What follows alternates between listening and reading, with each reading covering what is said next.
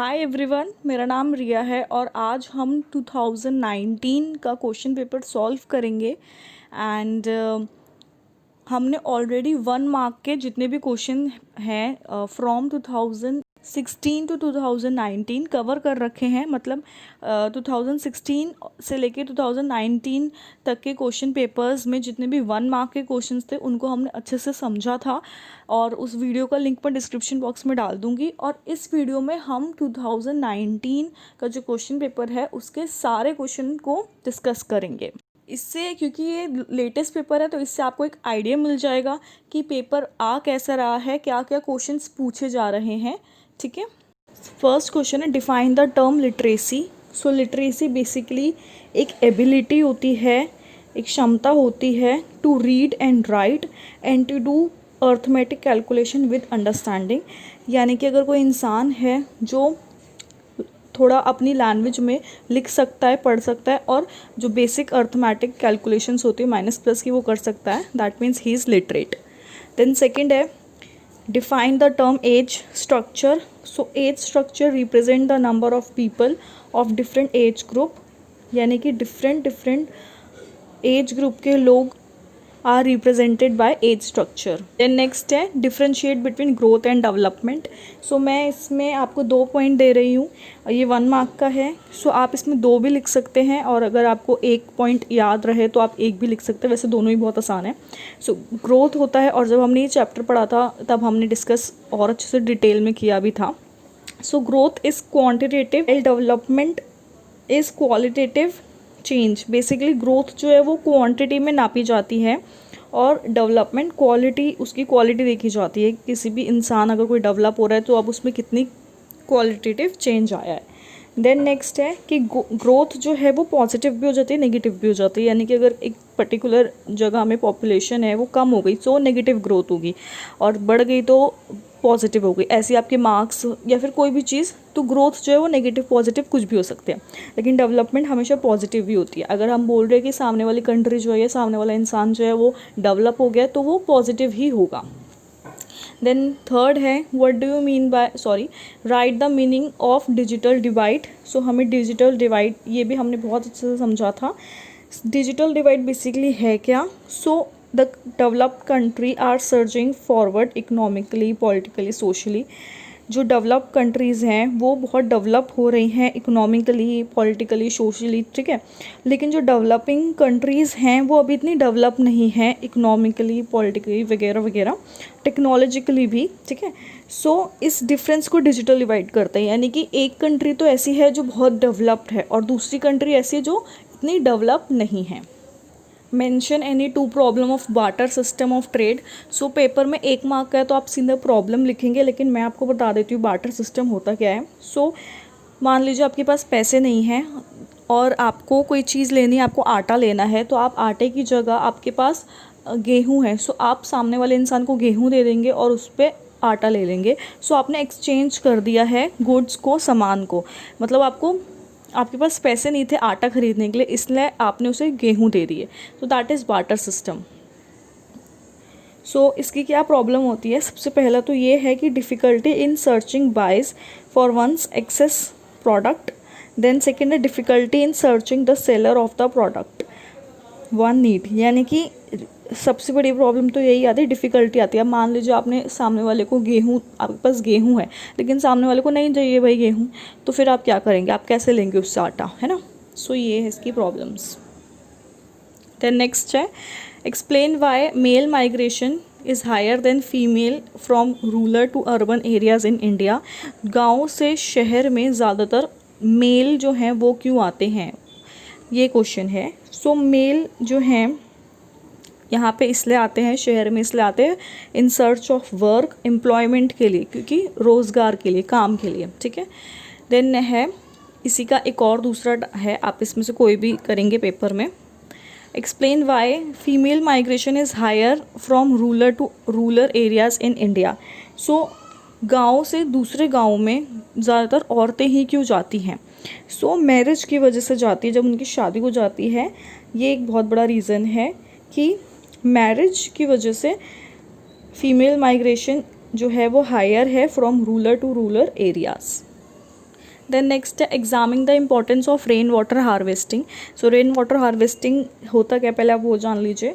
Rain water harvesting होता है जब हम बारिश का पानी सेव करते हैं। उसके बहुत सारे डिफरेंट मेथड होते हैं। सबसे ईजी मेथड जो है वो है कि हम किसी बाल्टी या फिर कोई टैंक बना लेते हैं, उसमें सेव करते हैं। सो हमें इसमें इंपॉर्टेंस बतानी है कि भाई इंपॉर्टेंस है क्या रेन वाटर हार्वेस्टिंग की। तो सबसे पहला तो यही है कि इससे फ्लडिंग नहीं होती, इट प्रिवेंट फ्लडिंग और check the decline in ground water level. क्योंकि कभी कभार रेन वाटर हार्वेस्टिंग जो ये सिस्टम होता है इस तरीके से होता है कि बारिश का पानी पाइप्स के थ्रू ही ग्राउंड वाटर में जा रहा होता है। ये जब हमने डिस्कस किया था चैप्टर तो हमने डायग्राम के साथ बहुत अच्छे से किया था। सो आप उसका देख सकते हैं, प्लेलिस्ट अवेलेबल है उस चैप्टर को। देन नेक्स्ट है इट इंक्रीजेस वाटर अवेलेबिलिटी, यानी कि जो पानी की कमी है वो नहीं होती इससे, क्योंकि वाटर अवेलेबिलिटी बढ़ जाती है। देन नेक्स्ट है why is urban waste a serious problem in India, explain one reason. So urban waste क्यों है serious problem? Generation of large quantity of waste in urban areas due to over crowding. Over crowd, बहुत भीड़ बढ़ती जा रही है, इस वजह से जो अर्बन जो वेस्ट है वो बढ़ता जा रहा है। पॉपुलेशन जैसे बढ़ रही है वैसी वेस्ट भी तो बढ़ेगा। No proper disposal of waste material. So कोई अच्छा सिस्टम नहीं है जिसमें जो वेस्ट मटेरियल है उनमें उसे हम अच्छे से डिस्पोज कर पाएँ। Concentration of industries in and around the urban areas. So industries की वजह से भी there is problem of urban waste. फिर इसका लास्ट है why is air pollution is serious problem in India, explain one reason. So air pollution क्यों है serious problem?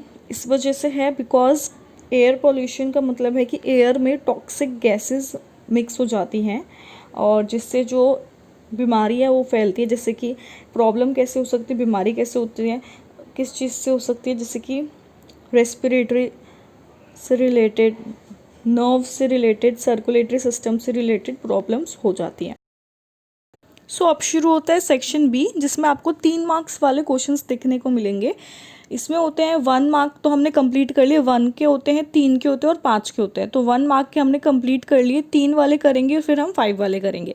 सो वैसे तो आपको पूरा प्रॉपर लिखना पड़ेगा कि भाई पहले इंट्रोडक्शन, फिर कंक्लूजन, ये सब।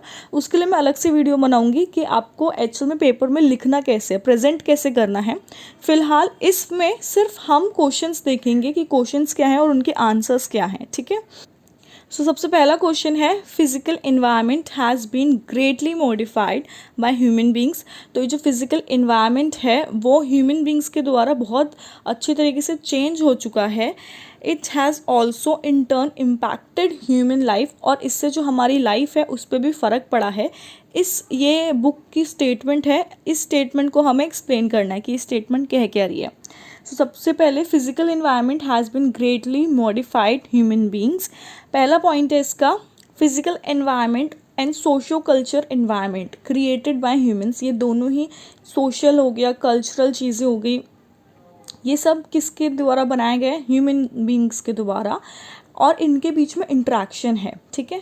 देन नेक्स्ट है कि हम लोगों ने, ह्यूमंस ने क्रिएट किया है, बनाया है अपने इन्वायरमेंट में क्या क्या चीज़ें बनाई हैं हमने? हाउसेस, रोड्स, पार्क, इंडस्ट्री, और ये सारी चीज़ें हमारी लाइफ में बहुत अच्छा इम्पैक्ट डालती हैं।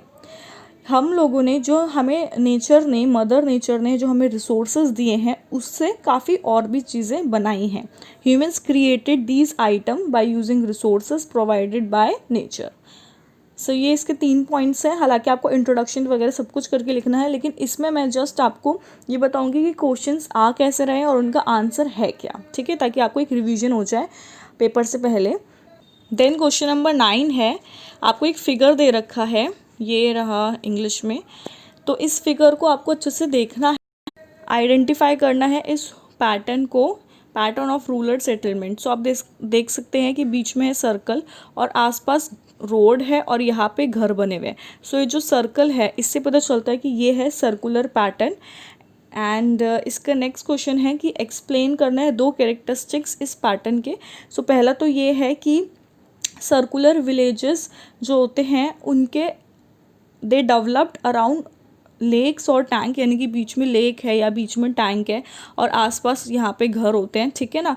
देन नेक्स्ट है central part remain open and is use for keeping the animals, कि जो सेंट्रल पार्ट है कभी कभार इसमें ग्राउंड होता है और कभी कभार वहाँ पे लेक्स वगैरह होती हैं, और जब इसमें ग्राउंड वगैरह होता है, फील्ड या कोई ग्राउंड होता है, so it is use for keeping the animals.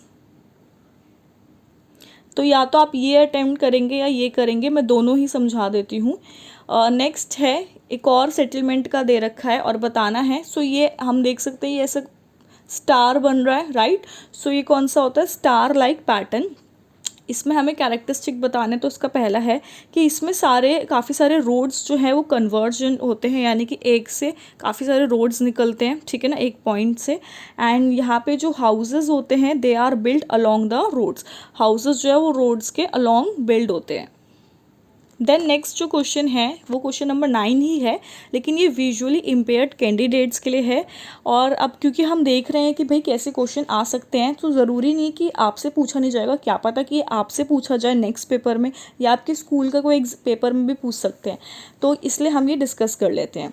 सो इसका है कि describe 3 characteristics of compact type of settlement और disperse type of settlement. So compact का सबसे पहले ये है, नाम से पता चल रहा है कॉम्पैक्ट मतलब बहुत क्लोज। सो इसमें घर जो होते हैं बहुत क्लोज एक दूसरे से बने हुए होते हैं, और ये सेटलमेंट जो होती हैं they are develop along the river valley in fertile plains, क्योंकि ये बहुत ज़्यादा क्लोज होते हैं घर। सो इनकी जो कम्युनिटीज़ होती हैं दे आर क्लोजली नेट और दे शेयर कॉमन ऑक्यूपेशन, मोस्टली जो इनका ऑक्यूपेशन होता है वो सेम होता है। फिर है disperse type of settlement. So disperse यानी कि दूर दूर, तो कॉम्पैक्ट का बिल्कुल अपोजिट है डिस्पर्स। कॉम्पैक्ट में बिल्कुल पास पास घर थे, तो डिस्पर्स में बिल्कुल दूर दूर घर होते हैं। एंड इनका जो किस चीज़ को बांध के रखता है वो है अ प्लेस ऑफ वर्शिप और मार्केट, जो है वो इस सेटलमेंट को बांध के रखता है। क्योंकि जैसे यहाँ पर तो घर बहुत दूर है, सो क्या चीज़ें जिनसे ये सेटलमेंट जो है वो टुगेदर रहते हैं, तो या तो मंदिर वगैरह हो सकती है, कोई भी ऐसा जगह जहाँ पे पूजा वगैरह होती है, या तो कोई मार्केट हो सकती है।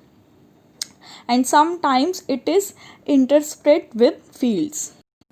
सो अब हम पढ़ेंगे क्वेश्चन नंबर 10, जिसका क्वेश्चन कहता है स्टडी द फॉलोइंग टेबल। इस टेबल को स्टडी करना है एंड देन इसके कुछ क्वेश्चन है उसको आंसर करना है। सो कुछ पहला क्वेश्चन कहता है कौन सा ऐसा डिकेड है जिसने नेगेटिव ट्रेंड दिया है of growth rate of population.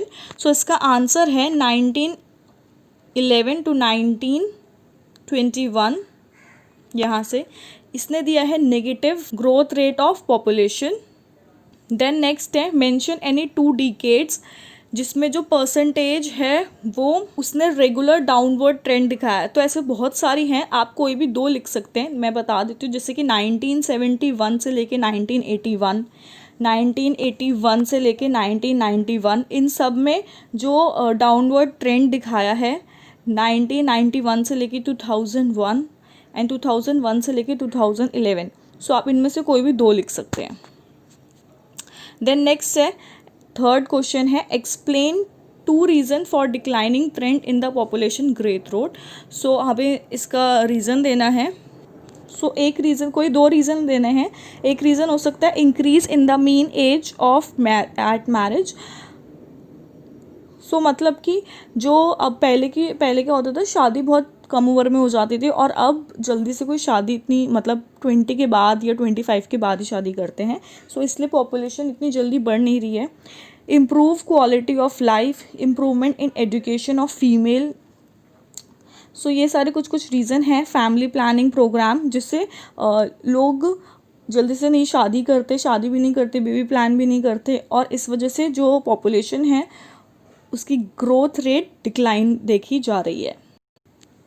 Then ये 10th क्वेश्चन ही है, बट ये विजुअली इम्पेयर्ड कैंडिडेट्स के लिए है। आपको ये क्वेश्चन करना नहीं है, लेकिन अभी हम ये क्वेश्चन ज़रूर डिस्कस करेंगे, क्योंकि ज़रूरी नहीं है कि आपके ना आए, आ सकता है नेक्स्ट पेपर में, ठीक है। सो क्वेश्चन बोल रहे हैं कि explain 3 factors responsible for rapid growth of population in India. कि भाई 3 रीज़न बताओ, 3 फैक्टर बताओ जिससे जो ग्रोथ रेट है वो बहुत सही बढ़ा है। सबसे पहला तो है कि rapid fall in mortality rate, यानी कि जो डेथ रेट है वो कम हो गया है, क्योंकि जो अब हेल्थ की फैसिलिटीज़ हैं, हॉस्पिटल्स हर जगह बन गए हैं, इन सब चीज़ों की वजह से डेथ रेट इतना नहीं देखने को मिलता। देन है हाई फर्टिलिटी रेट, फिर है इमिग्रेशन फ्रॉम नेबरिंग कंट्रीज़, तो जो हमारी नेबरिंग कंट्रीज़ है जैसे कि बांग्लादेश, पाकिस्तान, यहाँ से भी बहुत लोग आते हैं, तो इस वजह से पॉपुलेशन बहुत देखने को मिलती है। देन है इम्प्रूवमेंट इन लिविंग कंडीशन, आप इसमें से कोई भी 3 पॉइंट लिख सकते हैं, ठीक है। सो अब नेक्स्ट क्वेश्चन जो 11 है उसमें बोला हुआ है एक स्टेटमेंट दे रखी है, उसको हमें जस्टिफाई करना है, उसको एक्सप्लेन करके बताना है। द प्राइम टास्क, जो इम्पॉर्टेंट टास्क है before any development activity in India, is to maintain parity. Parity मतलब equality between population and resources. अगर जैसे ये वर्ड आ गया तो अगर आपको इसका मतलब ना समझ आता हो तो हिंदी पढ़ लिया करो, उसके ऊपर ही हिंदी होती है, फिर उसमें से एक आइडिया मिल जाता है कि क्वेश्चन पूछ क्या रहा है, ठीक है। सो हमें क्वेश्चन बोल रहा है कि कोई भी इम्पॉर्टेंट टास्क करने से पहले, डेवलपमेंट का कोई भी टास्क करने से पहले इंडिया में ये ध्यान रखा जाता है कि इक्वालिटी हो पॉपुलेशन एंड रिसोर्सेज में। ऐसा क्यों है, इसकी जस्टिफाई करना है। सो पहला तो यही है कि पॉपुलेशन जो है वो बहुत तेज़ी से बढ़ रही है, बट हमारे पास रिसोर्सेज लिमिटेड हैं। इससे क्या होता है, पॉपुलेशन ग्रोथ और रिसोर्सेज में एक बहुत वाइड गैप हो जाता है। देयर इज़ नो पैरिटी, कोई इक्वालिटी नहीं होती इस वजह से पॉपुलेशन एंड रिसोर्सेज में, और इस वजह से जो डेवलपमेंट है उसमें रुकावट आ जाती है। ये जो वर्ड है ना, इट हैम्पर्स डेवलपमेंट, मतलब रुकावट आ जाती है। नाउ क्वेश्चन नंबर 12 है, describe the importance of sea route in handling India's foreign trade. कि भाई इंडिया में, जैसे कि हम जानते हैं कि ये जो है इंडिया का पेनिनसुलर रीजन है, तो यहाँ पे पानी है, ठीक है ना। सो इस वजह से ये बताओ कि सी रूट जो है वो इंडिया में क्या उसकी इंपॉर्टेंस है। तो सबसे पहले तो यही है कि हमें ट्रैक बनाने की ज़रूरत नहीं पड़ती, क्योंकि अगर सपोज रेलवे है, ट्रेन है, तो उससे पहले हमें उसका ट्रैक बनाने की ज़रूरत पड़ती है, तो सी रूट में इसकी कोई टेंशन नहीं होती। शिप्स के थ्रू काफ़ी सारा सामान जो है वो इजीली एक जगह से दूसरी जगह शिफ्ट कर सकते हैं। देन सी रूट जो है वो चीप मोड ऑफ ट्रांसपोर्ट है। एंड देन अच्छी, और भी इससे तो अच्छी हमारे पास एडवांटेज ये है कि इंडिया जो है उसमें 3 साइड से सी से घिरा पड़ा है, जैसे कि यहाँ पे मैंने अभी दिखाया था, जैसे ऐसे है ना, लास्ट नीचे के पेनिनसुलर रीजन जो है हमारा, सो ये तीनों साइड से पानी से घिरा हुआ है, तो इस वजह से सी रूट जो है वो ज़्यादा ईजी होता है हमारे लिए।